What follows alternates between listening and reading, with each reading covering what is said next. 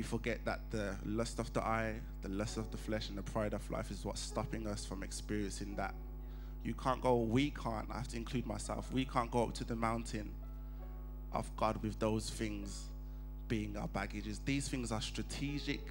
You have to see them as spiritual. You have to see temptation as a spiritual, strategic thing that the enemy is trying to hold you back from being what he has called you to be. When God, in Mark 5, I think it is, Jesus went to take the demon out of the man, and the man said, Jesus said to the man, "What is your name?" And the man said, "We are legions, we are regimented." Legions is a military term, an ancient Roman term that basically means that we are up to 3,000 unit. We are together, we are one. And as young people, sometimes we can be busy nattering to each other, gossiping with each other, texting each other, getting on each other's nerves, when we're supposed to be a unit. We're supposed to be a militant army ready to take over this world. And I just want everyone to realize that these three things are holding us back from what we're supposed to be: the lust of the eye, the lust of the flesh, and the pride of life. I know the pride of life, I was going to say, the pride of life is something that really does hold us back in terms of our churchness. The pride of life can be seen as just playing church, where we basically go to church on a Sunday, go to church on a Saturday, and we do the normal things that we normally do. We clap our hands, we speak in tongues, we run around, we have fun, we play, we get to the altar, we jump, we shout, we scream, and we rely on our own human resources and our own intuition to say that everything's fine. That's pride. When you come into church and you wear your mask as a fakeness, and you say to yourself, you know what, I can deal with all my issues by myself without even having to think of anyone, without having to tap into the God that was at Acts 2. And when you drop off that foundation, that makeup, when you drop off that veil, when you drop off that mask, when you drop that all off, you'll really experience God. When you really experience God, nothing can hold you back. When you really experience God, Moses was like us. He was a young guy. He was rejected by his family. He was in the middle of two cultures. One minute he was part of the Egyptian culture, while he was watching his own blood, the Israelites, being in slavery.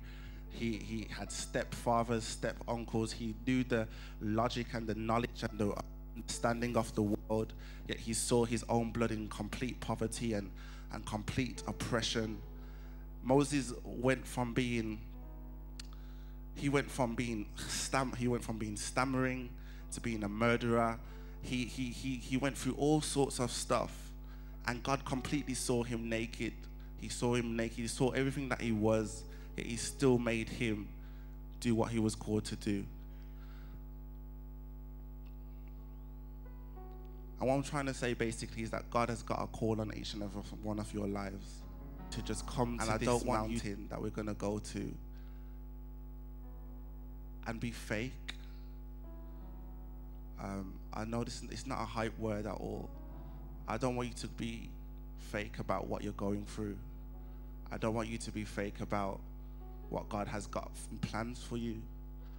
I don't want you to think that, yeah, I'll just leave my sexual promiscuity outside of the church service and then come to church and do my dance and then go back home and pick that baggage right back up.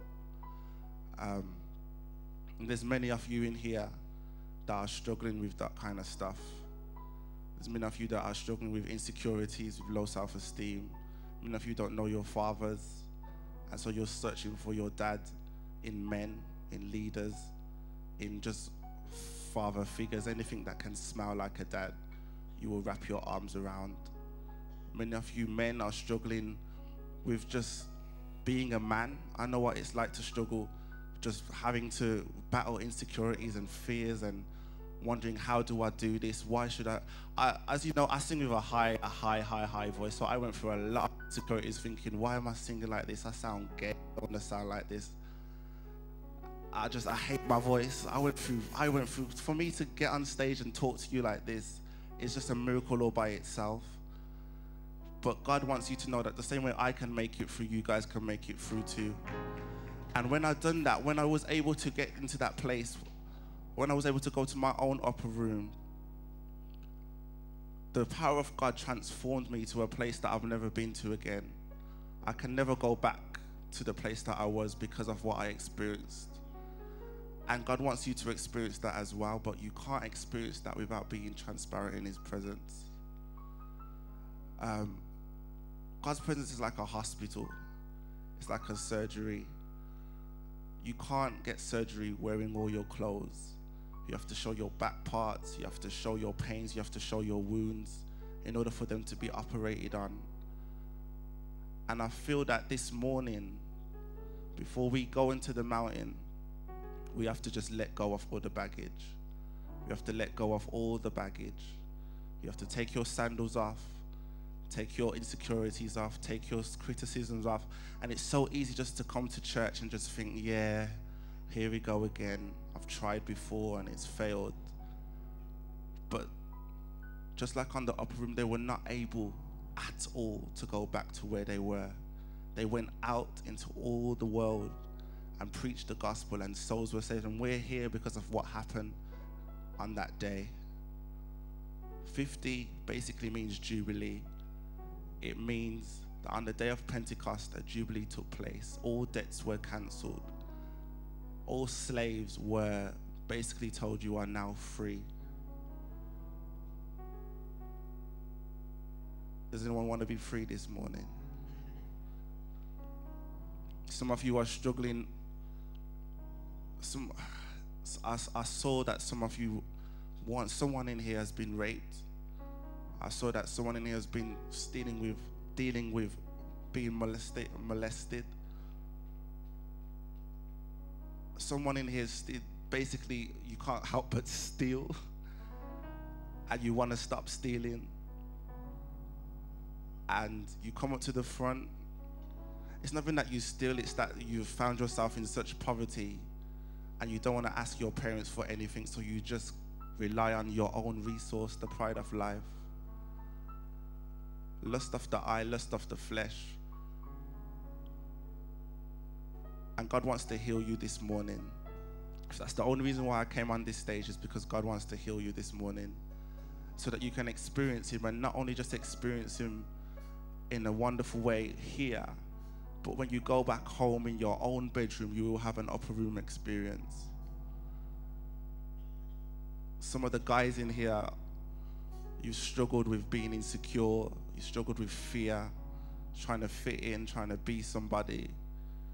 When you know that God has already got a mark on your life, you've tried to fit in the crew, you've tried to fit in the clan, but you know that God has called you to do something different. You've even found yourself studying when your other friends go out and mess around on the streets. And God wants to heal that. He wants to heal, basically. He wants to, like we've sang every day this week, he knows, I know who I am. God wants to basically reassure you of your identity in him. On the day of Pentecost, they knew what was taking place. Even when people try to say, you guys are drunk, you guys are stupid, what are you doing? It's only the afternoon. Why are you drunk? Why are you babbling? They said, we are not drunk like you suppose. But this is that the prophet Joel spoke of, that in the last days I will pour out my spirit on all flesh. And so if that's you that I'm talking about, that have been battling with issues, battling with struggles, you don't have to look for your identity in sex. You don't have to look for your identity in men, in women. You don't have to look for your identity in drugs, cutting yourself. You don't have to look for your identity in any of that. God has called you for a purpose, and before he even reveals himself to you, Moses said to God, you know what? Show me your glory. Basically, show me your raw Shekinah, your unrobe yourself. You saw all my issues. You saw all my struggles. You took me from the basket. You know everything that I've gone through. Show me your glory. I want to see you just like how you see me.